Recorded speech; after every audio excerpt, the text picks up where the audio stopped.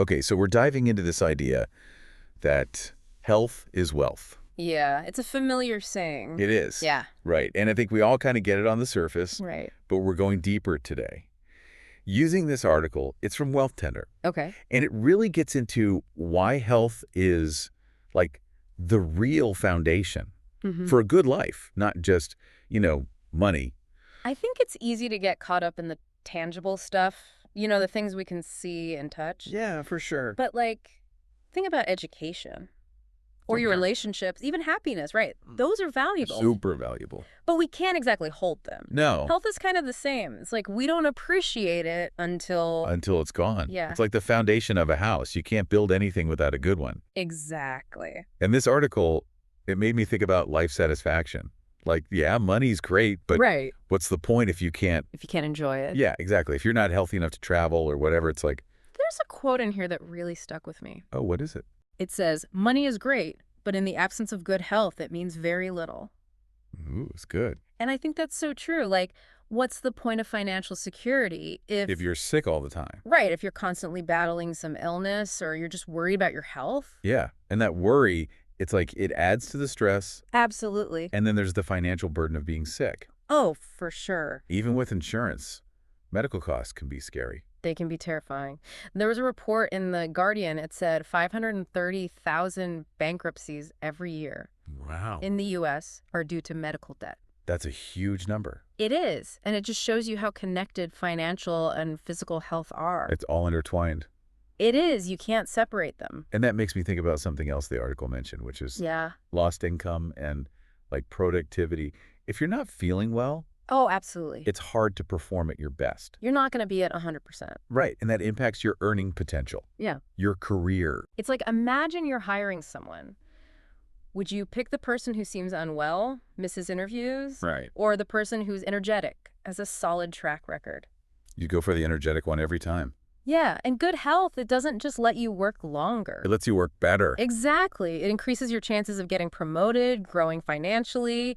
It can even change how you think about long-term investments Interesting. because you have a different perspective. Yeah, it's like a domino effect. It really is. And this is all before we even bring in mental health. Oh, huge factor. Which the article says is super linked to our finances. They're totally connected. Yeah.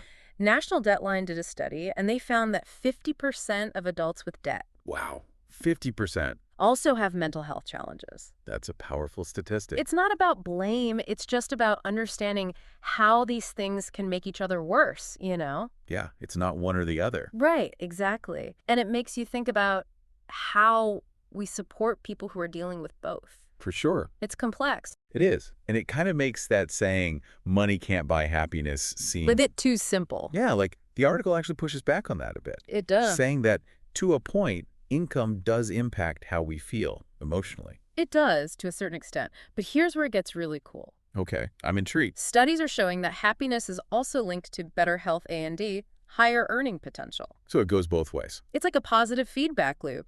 Happiness fuels success. Success fuels more happiness. So it's not just about feeling good. It's like it actually helps you. It creates this cycle that benefits your whole life. Wow, that's amazing. It really is. Yeah. So it's not just about money, right? It's about this whole sense of well-being. Right, like holistic. Exactly. The article also talks about longevity. Mm-hmm. And it's not just about living longer. It's Right. It's about what you do with that time. exactly like having more time to enjoy your life and your finances.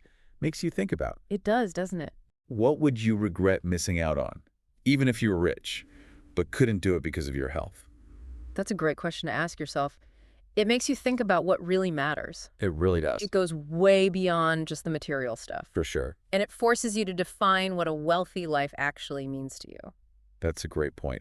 We're going to come back and dig into that more after the break. It's interesting, isn't it, how we often separate these different parts of our lives? What do you mean? Like work, health, happiness, Oh, yeah. as if they're not all connected. We compartmentalize. We do. It's like we've all accepted this idea of work-life balance. Right, exactly. But it almost implies that, like, who you are at work and who you are outside of work are totally different. Yeah, that's a great point. Shouldn't they be more, like, aligned. They should be. And that's where this idea of health as wealth comes in. Okay, I see that. When you make your well-being a priority, it's going to impact every part of your life, including work. It's like bringing that energy, Yeah, the vitality. yeah, to everything you do. Exactly. When Yeah. you're taking care of yourself physically, mentally, emotionally, You show up differently. you do. And that can actually have, like, real benefits. Oh, yeah, for sure.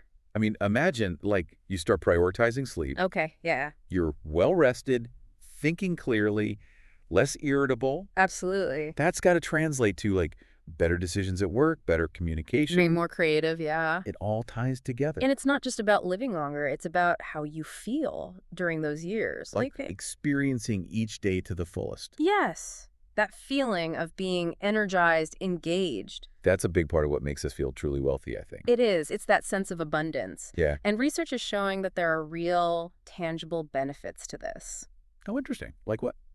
Well, studies have shown that employees who exercise regularly Wow. or practice things like mindfulness, they experience lower stress, Makes sense. increased productivity, even fewer sick days. So taking care of ourselves is also an investment.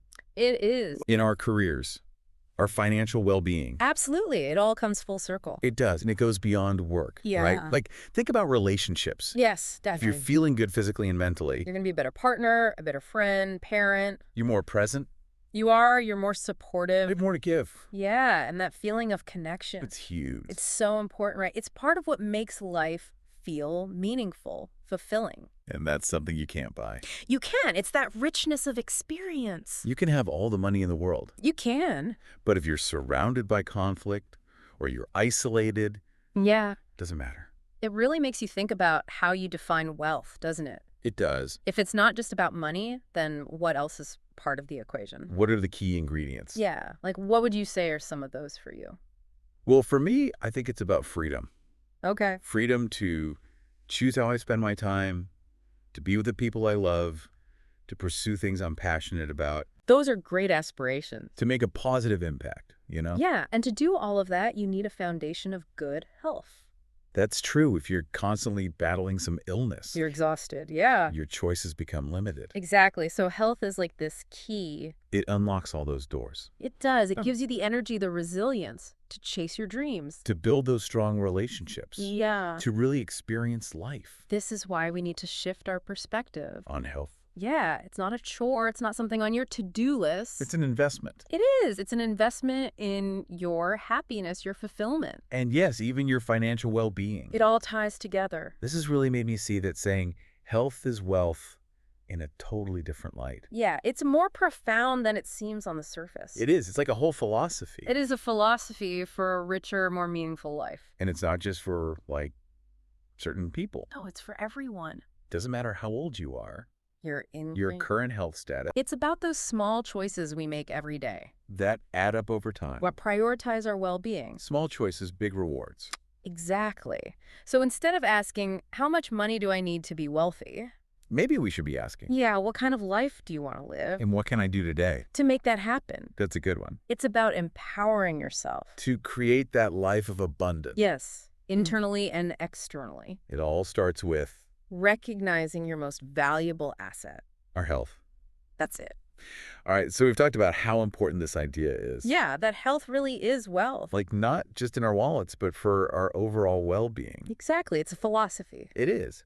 But knowing it and living it, those are two different things. They are, so let's get practical. Okay, yeah, where do we even begin? It's easy to get overwhelmed, right? Like, we should be doing all these things. Oh, I feel that all the time. Right, but the good news is small changes can make a huge difference. So we're not talking about, like, crazy diets or suddenly running marathons. No, not at all. Okay, good. It's about finding habits that fit your life, things you can stick with. That you enjoy. Yeah, exactly. So maybe it's a 20-minute walk each day, or choosing healthier snacks. Or, like, actually taking time to de-stress. Yes, whatever works for you. I like that, emphasizing that your part. It's got to be personalized. Because what works for one person might not work for another. Exactly. And it's about being kind to yourself, too. No. There will be days when you don't do everything perfectly. Oh, for sure. And that's okay. It's about progress, not perfection. This reminds me of something you said earlier.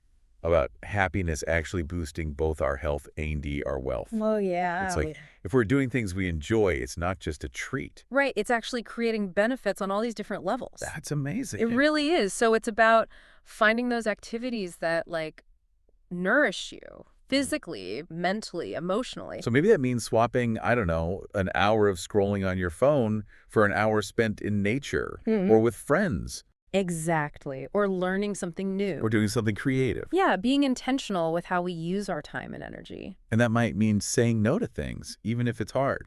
It can be. But sometimes you got to protect your energy, You do. Setting boundaries is essential. both at work and in your personal life. Yeah, because when you protect your time and energy, you're protecting your health. And that's the most valuable thing. It is. It's the foundation for everything else. Do you have any, tips for setting those boundaries? I'm not always great at that. It's a practice. It takes time. Yeah. But start by figuring out what's non-negotiable for you. Like what?